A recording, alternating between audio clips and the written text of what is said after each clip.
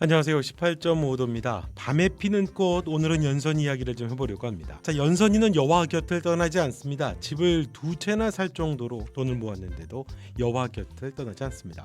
왜 떠나지 않을까요?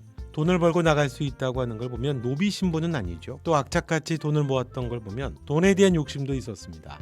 장소원이 이 정도로 돈을 벌면 한양에 두 채 집을 살 정도라고 했으니까 이제 독립해도 될 텐데 라고 말을 할 때 연선이는 절대 여와가 알지 못하게 해달라고까지 이야기를 했습니다.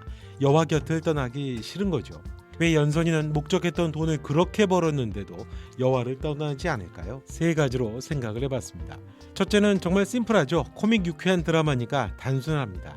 여와가 자기를 구해준 은인이기 때문에 그렇죠. 의리도 있고 어릴 때 자기를 구해준 생명의 은인이기 때문에 또 여와가 밤마다 줄타기같이 아슬아슬 불안해 보입니다. 밖에 나갈 때 좀 덜렁덜렁거리는 그런 여와를 어떻게든 챙겨주고 정경 부인한테 혼나지 않도록 하기 위해서 곁에 있으려고 하는 거겠죠.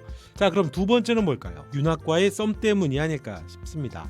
여화와 수호, 윤학과의 관계로 연결이 되면서 서로 힘을 합하게 되면서 활약을 하게 되고 그게 결국 임금 이서와도 연결이 되는 거죠. 개혁을 하려다가 실패했던 선왕인 임금과 임금의 친구인 윤학이 그동안 사대부가 주창해왔던 가치의 문제를 제기하는 게 필요하죠. 그 중에서 신분과 상관없는 로맨스를 이 드라마가 택했던 거죠. 이 드라마는 초반에 이야기가 두 가지 구도로 가고 있습니다. 인신매매와 15년 전의 임금의 독살건이죠. 수호는 인신매매를 본격적으로 수사하게 됩니다. 형 윤학은 15년 전의 선왕의 임금의 독살을 이소와 함께 은밀히 수사 중입니다. 이 두 구도가 하나로 모여지는 곳이 사대부의 정점 좌상인 거죠. 두 이야기의 구도가 만나게 되겠죠. 선왕의 독살은 개혁의 실패를 의미한다고 합니다. 사대부가 꿈꾸는 세상을 바꾸려 했으니까요. 그 사대부 세상의 부작용이 권력 유착이고 백성들은 도탄에 빠지며 아이들의 인신매매까지 벌어지는 지경이 이르렀습니다. 나라의 근간이 흔들리는 거죠. 사대부가 꿈꾸는 세상은 틀렸습니다. 백성을 이롭게 하고 사람답게 살게 하는 세상이 필요해지는 겁니다.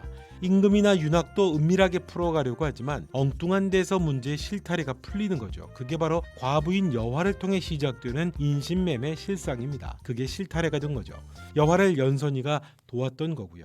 사건을 해결하는 과정에서 동기부여가 되는 강력한 장치가 로맨스입니다. 좀 뻔할 수도 있습니다만 결국 모두가 사람과 사람이 연결되는 이야기니까 로맨스가 있을 수밖에 없겠죠. 수호가 여화를 지켜내면서 구조적인 사대부 세상의 폐해와 실상을 드러내겠죠.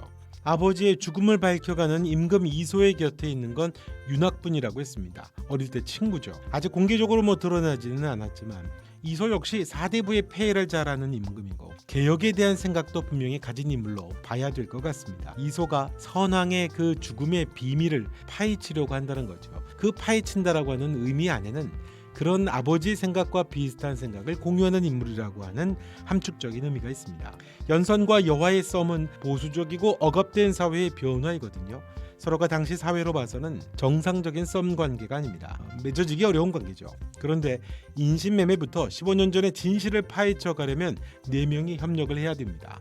연선의 역할도 중요할 테고요. 그 과정에서 과부 여화가 진짜 자기의 남자인 수호를 만나면서 사대부 여인의 정절, 연념은 그런 굴레와 틀에서 벗어나게 되는 거죠. 그런 세상을 선왕이 꿈꿨던 개혁이 아닐까요? 그 과정에서 연선 역시 자신이 필사하는 여러 책대로 불가능한 계층사회 깨어나보자 좌부승지 부인 그게 아니면 될 수 없던 사회가 변화될 수 있다는 걸 보여주는 거죠. 사람이 사람답게 대접받는 세상 선왕이 꿈꿨던 그런 개혁의 의미와도 같겠죠. 썸은 그래서 중요합니다. 변화를 의미하게 되는 이 드라마의 중요한 장치죠. 연선이 독립을 하면 서사가 많이 만들어져야 됩니다. 여와 집을 나오게 되면요. 한 인물의 새로운 서사를 너무 많이 만들어야 되니까 제작비도 비싼데 또 여와를 곁에서 챙겨줘야 되기 때문에 지켜줘야 되기 때문에 나가게 되면 힘들어지겠죠. 그래서 연선이는 여와 곁에 있어야 됩니다. 자, 그리고 마지막은 연선과 여와의 꿈이기 때문에 그렇습니다. 가장 소리를 못 내는 약자들의 꿈이고 소리 없는 아우성이기 때문입니다. 여화와 연선은 만화 같은 인물입니다. 신화적이에요. 여화는 무술 실력만큼이나 아주 개구지고 코믹하고 유쾌합니다. 과부인데도 불구하고요. 파격도 이만한 파격이 없습니다. 근데 보면 젊은 시절의 여화와는 많이 다릅니다. 전혀 다른 인물 같죠. 그때는 진지하고 애통해하고 그런 모습이었습니다. 너무나 사랑하는 오빠도 실종이 돼버렸고 혼자 버려졌고 결혼도 하게 됐거든요. 그것도 강제로. 그리고 바로 또 과부가 됐습니다. 과부가 된 여화와는 아가씨 여화가 많이 다릅니다. 무술 실력이 뛰어나다는 것은 비슷하죠. 숨겨진 재능이나 성격이 드러났다고 그렇게 볼 수도 있겠습니다만, 연서가 또 옆에 있어서 유쾌해졌다고 할 수도 있겠지만, 연서는 늘 진지하고 열심히 아이였거든요. 게다가 과부로 15년을 흰 소복만 입고 시어머니의 등살에 시달리는 그런 인생입니다. 밤에 돌아다니며 유쾌해졌다고 할 수도 있겠습니다만 좀 과하죠. 늘 클럽에 밤에 다닌 게 아니라 어려운 사람들을 늘 돕기 위해 다닌 거니까요. 거기다가 화연상단의 단주를 구해주면서 경제적인 전폭적 지지를 받게 됩니다. 마치 거액을 상속받은 배트맨과 비슷하죠. 연서는 더하죠. 연서는 똑똑한 아이입니다. 여화를 대신해서 12년간 책을 필사한 실력입니다. 글 실력이 탁월하죠. 게다가 여화는 난도 잘 못 그리는데 연선이는 그림이 보통이 아닙니다. 게다가 돈도 밝아서 한양에 집을 2채나 살 정도의 그런 상술도 수리 능력도 갖고 있습니다. 못하는 게 없는 천재 소녀입니다. 자수성가로 배울 수도 있었겠지만요. 아무튼 만화 같은 설정입니다.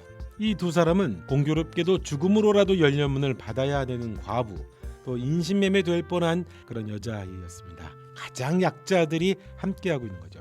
그런 두 사람이 가난한 사람들을 돕는 겁니다. 그러다가 인신매매를 알고 구조적인 문제까지 겪게 되는 거죠. 가장 약한 아이들을 대상으로 벌이는 범죄가 인신매매죠. 이 지점은 백성이 팔리고 아무 힘이 없는 약한 아이들이 매매되는 지점인데, 연서가 인신매매로 팔릴 때와 같습니다. 여화도 비슷하죠. 조금 더 확장하면 과부 팔자로 죽은 목숨과도 같다고 하는 여화도 사실 같은 지점입니다. 그 세상에서는요. 그냥 단순히 정사관이나 임금이 위에서부터 훌륭한 의지와 전략으로 문제를 파헤치고 바꿔가면 의미가 약하죠. 주체를 바꾼 게 이 드라마입니다. 선왕의 실패가 여화와 연선으로부터 시작이 돼서 다시 임금 이소에게까지 연결되는, 다시 개혁을 꿈꾸는 시발점으로 확대되는 거죠. 좀 더 나은 세상에 대한 꿈은 가장 낮은 과부와 버려졌었던 여자아이로부터 시작을 하는 겁니다. 그리고 가장 높은 현재 임금에게까지 연결된다는 거죠. 그 당시에 가장 천대시했던 사람들로부터 시작이 돼서 임금으로 마무리되는 게요. 그 상징성을 위해서 두 여인이 조금 신화적인 요소들이 가미가 된 겁니다. 사대부들과 계급에 억눌려서 그렇지 그 다양한 사람들 중, 무시되고 천시되는 다양한 사람들 중에 얼마나 많은 특출한 사람들이 많겠습니까? 어린 계집, 과부, 여인이라고 무시되는 사회지만 두 사람은 그 많은 사람들 안에 각자가 잠재적으로 갖고 있는 다양한 능력을 상징하는 신화성을 갖고 있다고 봐야 되겠죠. 그런 가장 약한 백성들의 대표성을 부여하는 겁니다. 그래서 이건 연선의 꿈이기도 하기 때문에 연선은 여화와 같이 있게 된다는 거죠. 연선이가 필사했던 숱한 책들, 그 소설 같은 세상을 연선이와 여화를 통해서부터 꿈을 꾸게 된다는 의미를 갖고 있기 때문이겠죠.